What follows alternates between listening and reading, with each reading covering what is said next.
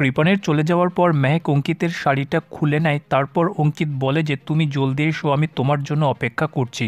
একটু পর পদ্ম কৃপানের জন্য প্রসাদ নিয়ে এসে যখন বলে যে তোমার জন্য উপোস করেছি, প্রসাদটা তুমি খেলে আমি উপোসটা ভাঙতে পারবো। কৃপান বলে তোমাকে আমার জন্য উপোস করতে কে বলেছে?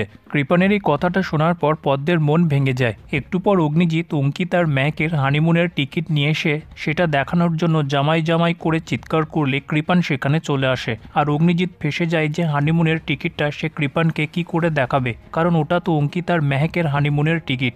কৃপান টিকিটটা বারবার দেখতে চাইলে অগ্নিজিৎ টিকিটটাকে তাকে না দেখানোর অজুহাত দেখায়। অগ্নিজিৎকে এই বিপদ থেকে রক্ষা করতে প্রলয় সেখানে চলে আসে আর টিকিটটাকে নিজের হাতে নিয়ে কৃপানকে উল্টোপাল্টা কথার মধ্যে ফাঁসাতে শুরু করে, যাতে কৃপান টিকিটটা না দেখতে পায়।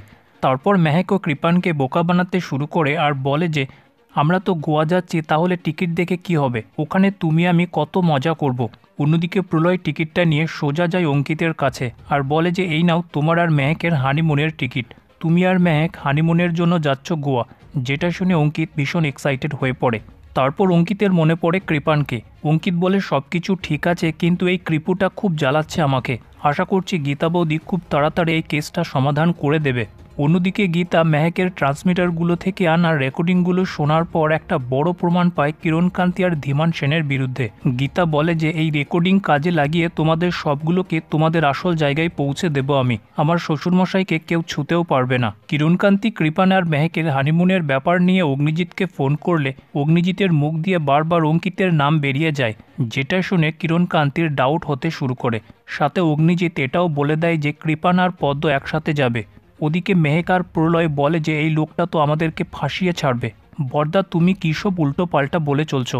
তারপর অগ্নিজিৎ কিরণকান্তিকে উল্টো পাল্টা বুঝিয়ে দেয়। তারপর মেহেক ফোনটা নিয়ে অগ্নিজিৎকে জানিয়ে দেয় যে মেহেক ওদের বাড়িতে আর ফিরে যাবে না, কৃপানের সাথে সে নিউ টাউনের ফ্ল্যাটে যাবে। কৃপান ও কিরণকান্তিকে একই কথা বলে যে মা সবসময় মেহেকের সাথে ঝগড়া করছে, এখন আমাদের একা থাকতে হবে কারণ এটা আমাদের রোম্যান্স করার টাইম। তারপর কৃপান তার হানিমুনের ব্যাপারে প্রলয় আর অগ্নিজিৎকে যতই জিজ্ঞেস করে তারা কৃপানকে ততই বোকা বানিয়ে উল্টোপাল্টা কথা তাকে বুঝিয়ে দেয়।